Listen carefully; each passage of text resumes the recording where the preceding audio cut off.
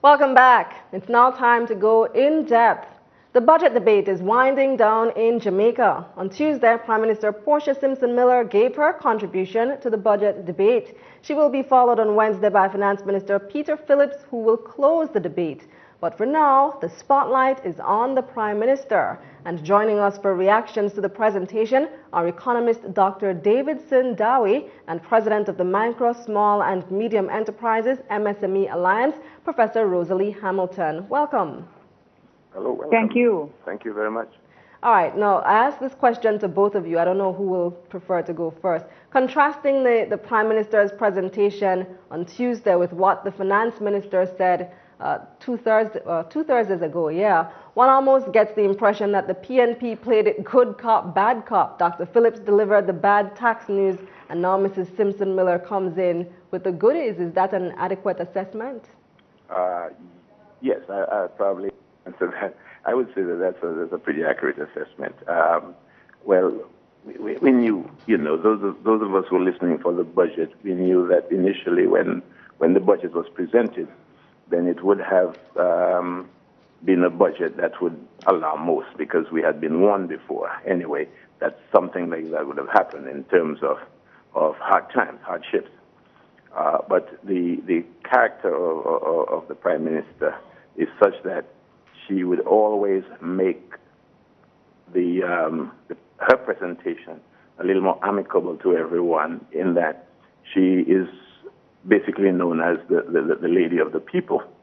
And of course, she would want to maintain that type of reputation, I would suppose. Professor Hamilton, what was your initial reaction to Prime Minister's presentation today? Well, I think it was important that she communicated that she heard the voices of the people. There were several different reactions, but I think surprised on the part of some, disappointment on the part of others. And I think that the statement added to the explanation of the state of the economy that Minister Phillips had laid, and pointed to where the government will seek to provide assistance. Certainly the housing discussion was significant in terms of the numbers of the range of issues that were raised there, and pointing to other areas where the government seemed willing to provide some kind of assistance and to buffer the kinds of pain that is implied in the tax package. You mentioned surprise and disappointment. What do you make of the announcement on the rollback on GCT for residential customers as well as small businesses that operate from home? I imagine the MSME Alliance would welcome that news. Yes, we did. There was disappointment in terms of the movement from 10% to 16%, 6.5%, especially because you have, micro firms who have revenues less than $3 million will not be able to, charge and offset it with respect to the filings, because they, not entitled to file. And so there is still some disappointment there. But I think that we did welcome the initial news that there would be exemption up to the 300 kilowatt hours level. And so the total elimination is quite good news, and we're all very glad to hear that. Now, Dr. Daway, the Prime Minister announced several measures relating to the National Housing Trust, NHT. On the one hand, that entity will now have tax-free status and contributors will be able to access benefits at lower interest rates. But on the other hand, $10 million from the NHT are going into Jeep. Do you think any of these measures are good? Well, I believe that, the tax measures having to do with the reduction in the interest rates and so on is a welcoming thing for everybody. Especially the aspect of it which deals with the people who own below $5,000 or $5,000 or less per week. I think it was long overdue that these people were given some form of recognition, and I believe that it's going to be welcomed very greatly in Jamaica. The the $10 million for Jeep, as far as I'm concerned, it's still a little questionable because I really do not have a full understanding as to what projects will really benefit from it. I would hope that it is something that is contributable to the people who really need it. Should the government be using NHT funds for anything other than NHT projects? Well, you know, I am one of those who do not believe that the NHT fund should be used for anything else. Mainly because the NHT is not a bank; it is a trust, and in a trust you are actually withholding people's money to return it to them at some point. So you know, I am one of those who is not a great advocate of the NHT funds being used for projects other than housing. Oh, Ms. Hamilton, when it comes to Jeep, shouldn't some of your members of the MSME Alliance be the ones creating employment rather than the government? Do you think these funds would be better spent on initiatives for small businesses rather than on Jeep? In fact, that has been our loud cry, that, you know, we were very disappointed in the initial rollout. The funds were going through 5 ministries, and the further extension with respect to the funds going through the MPs. And we think that, you know, that mechanism does not lend itself to ensuring sustainability of micro, small, and medium-sized enterprises, especially in light of the government's own recognition of the importance of the sector in creating jobs.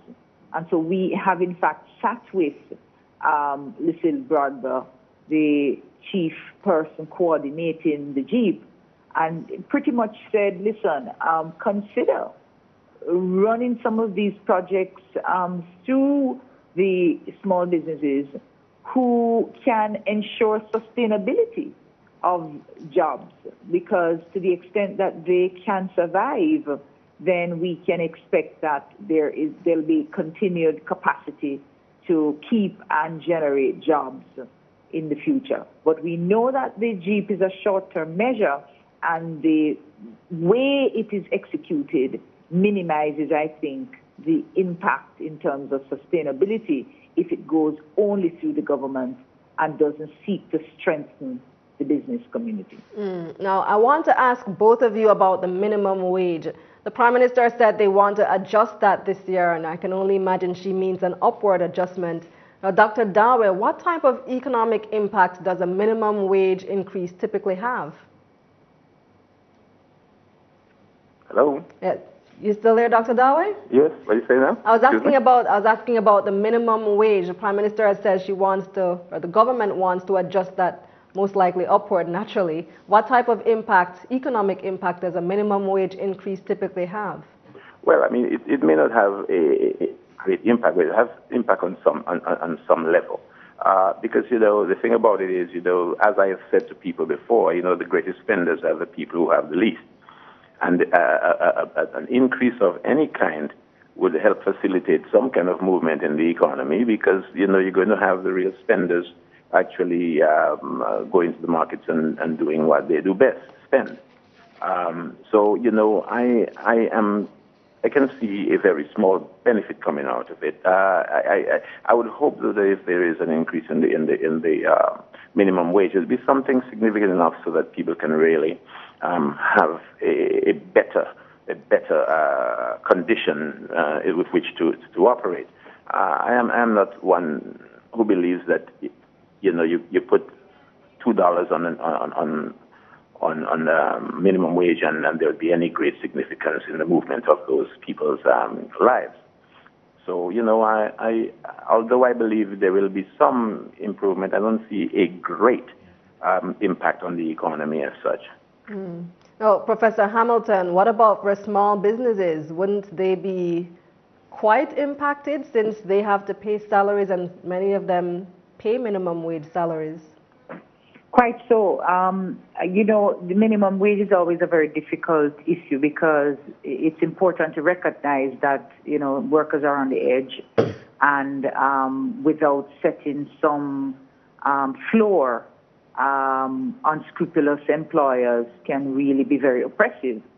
and, you know, give people barely a living wage. So there is some important social justice in setting these minimum wage. I think the calculation and the calibration of how high that rate is becomes very important when you look at the macroeconomic impact. One, the increase in inputs, cost of production, because to the extent that the firms' goods and services become uncompetitive in light of the increased costs, then that will have negative impacts on the economy overall, and to the extent that the increased spending in the hands of consumers, if that spending continues to be spent on imports, then that just worsens our balance of payments problems and creates other problems in the economy. Well, thank you so much for joining us. Unfortunately, we're out of time. But thank you, Professor Hamilton, for joining us. Thank you also, Dr. Daway, economist Dr. Davidson Daway, and MSME Alliance President, Professor Rosalea Hamilton. They're joining us for In-Depth. That's it for this segment. Up next is sports, and Alexis Nunez is here to tell us all the happenings in that world. Thanks so much, Kalila. And from cricket to football to bodybuilding, our Caribbean athletes are very busy this week. Details coming up next.